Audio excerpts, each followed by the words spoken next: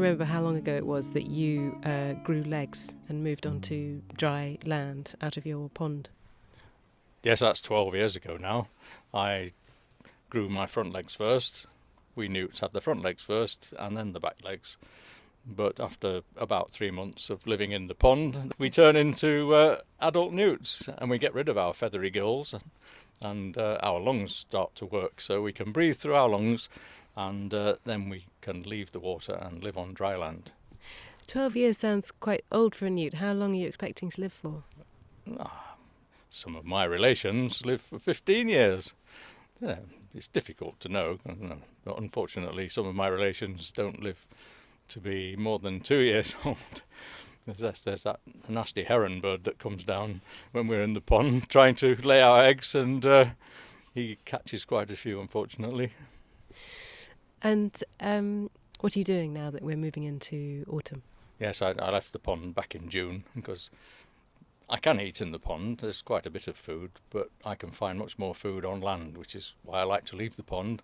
And I can wander quite a long way from the pond looking for worms and other little insects and creatures. And I have to hide by daytime, though, under a stone or a log, in case I get eaten by a buzzard or even a cat or something like that might eat me up.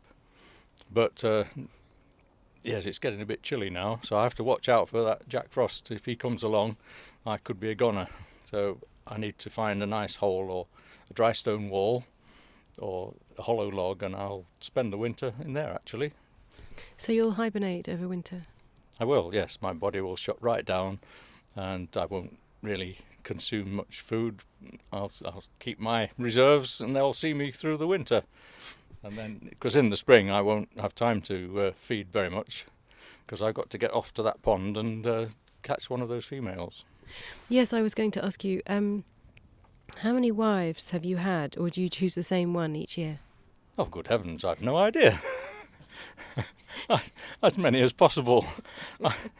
I may not look very much at the moment. I've got a nice yellow belly, but I don't have a crest at the moment. But when the spring comes, over the winter time, my crest will be magnificent. It will grow, and my crest is much better than most of those other males.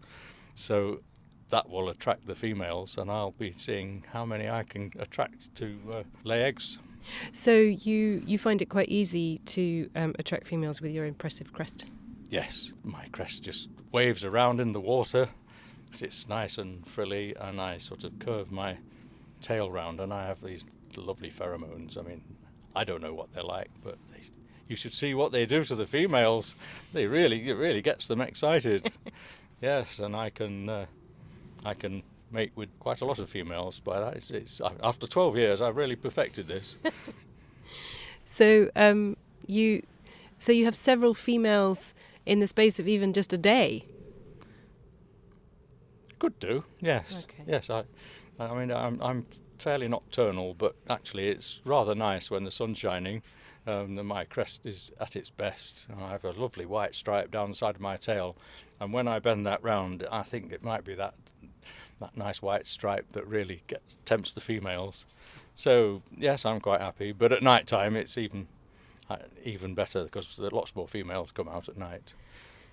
The other thing about you that's impressive is that you are protected under European law.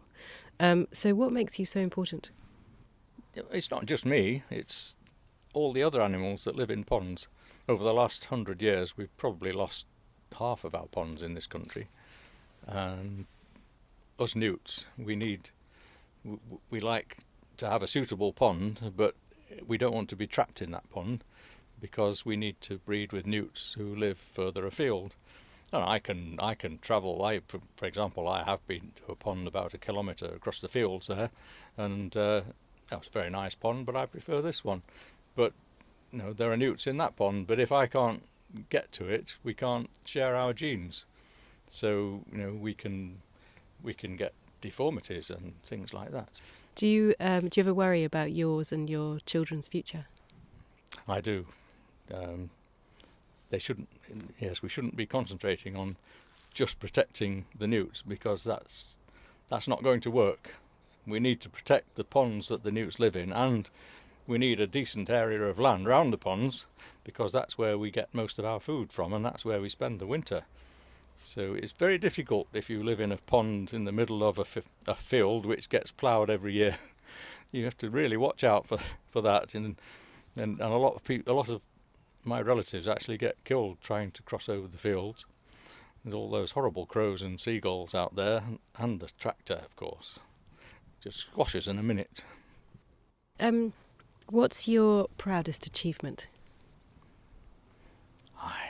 My proudest achievement is growing this magnificent crest and attracting all those lovely females. I don't know how many tadpoles I've produced over the years. There must be thousands of my tadpoles living all within a kilometre of this pond.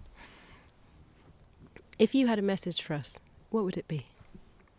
I'd say take care of our ponds, please, because it's not just us who live here. There's all sorts of rare wildlife. There's over 1,000 species of plants and animals live in ponds, and many of them are really, really struggling because it takes a long time to get established in a new pond. But that doesn't mean you shouldn't make new ponds.